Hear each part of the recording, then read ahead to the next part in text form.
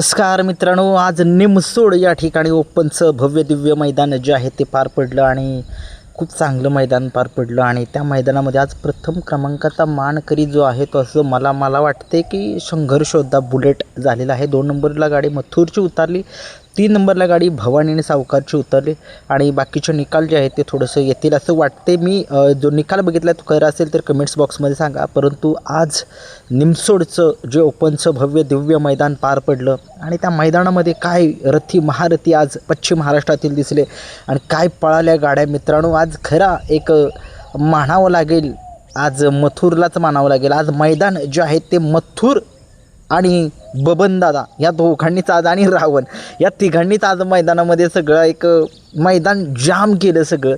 कारण की तुम्हाला माहितीच आहे की कशा पद्धतीनं ही गाडी पळाली होती मित्रांनो. आज तुम्ही बघितलं गट क्रमांक 3मध्ये गाडी पळाली मथुरची 3मध्ये का 5मध्ये कमेंट्समध्ये सांगा, मला आठवत नाही, थोडंसं माझी थोडीशी मेमरी लॉस होते.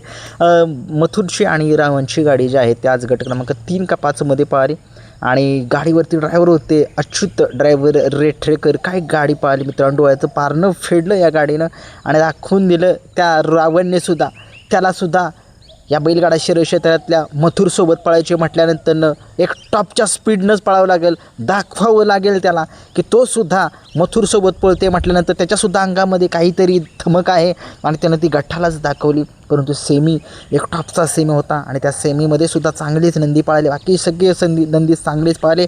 परंतु वर्चस्व जे आहे ते मथुर आणि त्याच्यासोबत रावणनेच पटकवलं. काय हा वाघ म्हातारा झाला म्हणून गवत खात नाही, एक ते गाणं त्याच्यावरती एवढं झालं फेमस.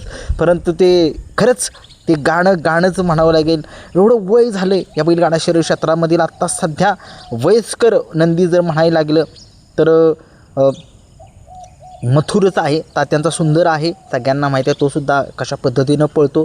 आपला सप्तहिंद केसरी भारतसुद्धा आहे आणि परंतु त्याच्यानंतरनं मथुर येतो. काय मथुर हा खरंच मालकाचं नाव ज्यावेळेस प्रतिष्ठा म्हणायला लागते त्यावेळेस कधीच नाराज करत नाही, असा हा बिंजोडचा बादशाह, भारत केसरीचा 1 नंबरचा मानकरी आणि अनेक हिंद केसरी जी मैदानं झाली त्या मैदानाचा प्रथम क्रमांकाचा मानकरी असा ठरलेला असा हा बिंजोडचा बादशाह मथुर. आज अक्षरशः डोळ्यामध्ये पाणीच त्यानं साठवलं.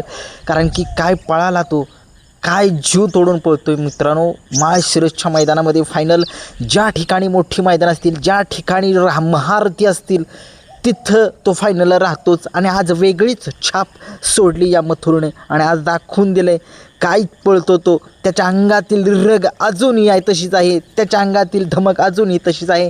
अक्षरशः आज डोळ्यामध्ये खरंच एक आनंदाश्रू म्हणावे लागेल सगळ्या जेवढे मथुर फॅन असतील त्यांच्या.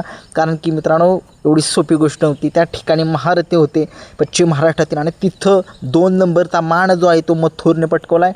आणि काय मथुरसोबत एक तो नंदी पळाला त्याचंसुद्धा कौतुक झालं पाहिजे मित्रांनो. त्यानं खरंच एक ज्या कुणालाच माहीत नव्हतं, ज्या लोकांना माहीत होतं बबनदादांच्याकडं रोमन नावाचा नंदी होता, तोसुद्धा रुस्तम हिंद केसरीच्या मैदानाचा 2 नंबरचा मानकरी होता. जे थारचं मैदान झालं होतं, पहिलवान चंद्रहार पाटील दादा यांनी जी मैदान भरवलं होतं त्या मैदानामध्ये 2 नंबरचा मानकरी ठरला होता रोमन बबनदादांचा. आणि त्याच्यासोबत कोण होतं मला माहीत नाही, कमेंट्समध्ये सांगू शकताय. परंतु आणि असं वाटलं की बबनदादांच्या दावणीला तर काय नंदी काय घडत नाही आहेत. परंतु मित्रांनो कोरेगावच्या मैदानामध्ये आम्ही राहुल दादांची बाईट घेतली होती, त्यावेळी प्रश्न मीच विचारला होता की आम्हाला बबनदादांचा रावण किंवा रोमन आपल्या मथुरसोबत कधी दिसेल.